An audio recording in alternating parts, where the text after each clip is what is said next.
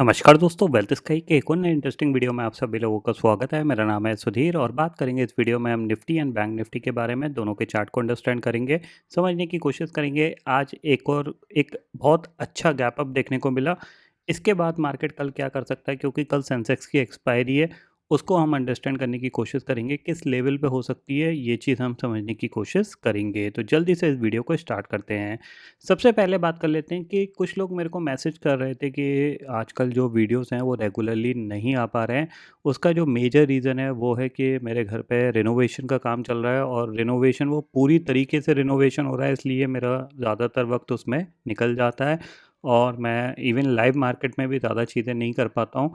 तो थोड़ा-सा और दिक्कत रहेगा यहाँ पे 10-15 दिन की, उसके बाद सारी चीज़ें नॉर्मल हो जाएँगी। मोस्ट प्रॉब्ली मई से सारी चीज़ें नॉर्मल हो जाएँगी, उसके बाद एक कंटिन्यू वीडियो आया करेगा, सपोर्ट वीडियो, सारी चीज़ें कंटिन्यू रहेंगी। इतना आप थोड़ा-सा पेशेंस रख लीजिएगा, ठीक है? अब बात कर लेते हैं मार्केट की। तो देखो, आज निफ्टी गैप अप खुला और गैप अप के केस में मैंने आपको हमेशा बताया कि नॉर्मली मार्केट अगर गैप डाउन खुलता है ना, तो गैप डाउन के बाद थोड़ा बहुत एक्शन कर देता है, बट गैप अप के केस में कोई एक्शन नहीं करता। अगर आप यहाँ पे देखोगे तो यहाँ पे एक बड़ा गैप अप खुला, कुछ नहीं हुआ मार्केट में। इवन यहाँ पे भी एक गैप अप खुला, थोड़ा-सा रिट्रेस हुआ और फिर ये ऑलमोस्ट यहाँ पे एक करेक्शन में फिर गैप अप हुआ, फिर कुछ नहीं हुआ, यहाँ पे गैप डाउन हुआ।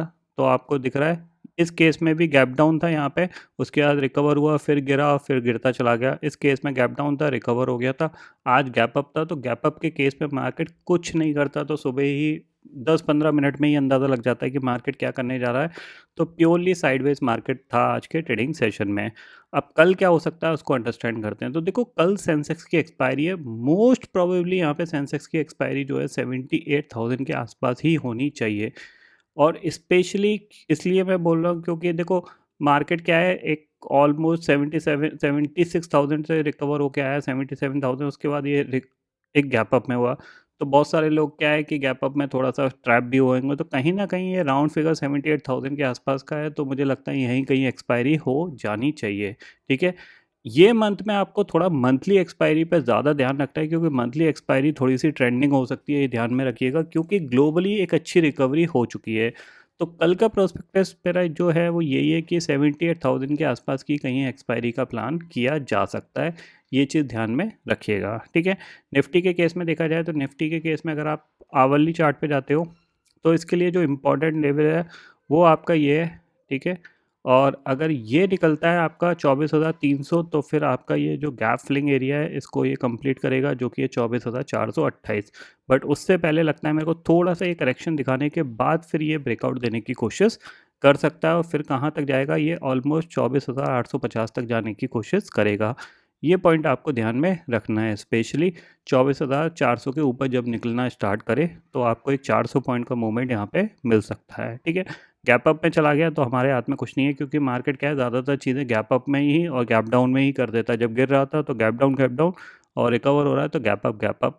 तो ऐसे कंडीशन में क्या है कि आप एक पोजीशन बना के रख सकते हो, और वो पोजीशन का आप रिस्क क्या लेते हो वो आपके ऊपर यहाँ पे रहेगा, ठीक है? तो मेरा कल का व्यू यही है कि 78,000 के आसपास निफ्टी की सेंसेक्स की एक्सपायरी होनी चाहिए, और निफ्टी इसी रेंज में कहीं घूमना चाहिए, 24,300 से लेके 24,100 के 24,075 के बीच में, ठीक है ना? ऐसा एक्सपेक्टेशन है। बाकी मार्केट है, कुछ भी कर सकता है, तो आपको स्टॉप लॉस लगा के ज़रूर काम करना चाहिए, ठीक है?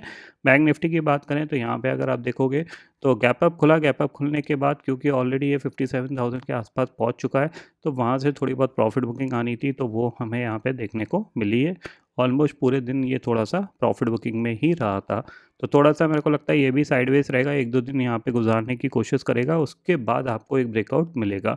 एक चीज़ ध्यान में रखिएगा, यहाँ से मैं टोटली मार्केट में पॉजिटिव हूँ, कोई भी मेरा नेगेटिव सिनेरियो नहीं है, बट एक्सपायरी को लेके थोड़ा-सा हम कंट्रोल कर लेते हैं कि यहाँ पे साइडवेज जा सकता है, या फिर थोड़ा-सा कह सकते हैं कि सेलिंग आ सकती है, बट ओवरऑल मार्केट में मैं पॉजिटिव हूँ। अब मैं ये सिर्फ देख रहा हूँ कि किस फॉर्म में एक लॉन्ग पोजीशन क्रिएट किया जाए, फ्यूचर के की जाए या फिर एक लॉन्ग टर्म ऑप्शंस को लेके किया जाए, उसको थोड़ा-सा मैं डिस्कस करने की कोशिश करूँगा 1-2 दिन में। तो देखते हैं फिर क्या होता है। मैंने 2 दिन भी पहले भी आपको ये समझाया था कि कोई भी यहाँ पे जब ये मार्केट खुला था, कि कोई भी गैप डाउन आपके लिए एक बाइंग अपॉर्चुनिटी ही होगा। तो यहाँ पे एक गैप डाउन खुला, गैप डाउन के बाद आप देख रहे हो एक और नया स्विंग हाई लग गया है। तो कहीं न कहीं मार्केट एक पॉजिटिव ट्रेंड फॉर्म कर चुका है। तो ये ध्यान में रखिएगा कि यहाँ से आपको आने वाले दिनों में रिकवरी ही देखने को मिलेगी। वो रिकवरी में आपको कुछ मूवमेंट इंट्राडे में मिलेंगे, कुछ गैप अप में मिलेंगे, तो उस पॉइंट का आपको ज़रूर ध्यान में रखना है, ठीक है। बाकी ग्लोबल फ्यूचर्स की करंट सिचुएशन देखा जाए तो आपका डाउ फ्यूचर करीब 100 पॉइंट ऊपर, नैस्डैक फ्यूचर करीब 36 पॉइंट ऊपर है, S&P 500 विक्स 20 के आसपास आ गया है। तो कह सकते हैं मार्केट में स्टेबिलिटी धीरे धीरे दोबारा से लौट रही है, ठीक है। और ईरान, इसराइल और यूएस का जो कॉन्फ्लिक्ट है, इसमें जो अब मार्केट इस चीज़ को लेके ज़्यादा रिएक्शन नहीं दिखा रहा है। तो ये भी आप ध्यान में रखिएगा कि उनमें जो बैक टू बैक एक अनाउंसमेंट होते रहेंगे, तो उसके regarding market gap down gap up करता रहेगा। वो सिचुएशन भी आपको ध्यान में रखनी है, ठीक है। तो फिलहाल दोस्तों इस वीडियो में इतना ही है। आई होप ये वीडियो आपको पसंद आएगा। वीडियो पसंद आता है तो लाइक और शेयर ज़रूर करिएगा और चैनल को जो सब्सक्राइब कर लीजिए, क्योंकि मैं सुधीर लेके आता रहूँगा हर दिन आपके लिए नए नए वीडियो। इसी के साथ शुक्रिया।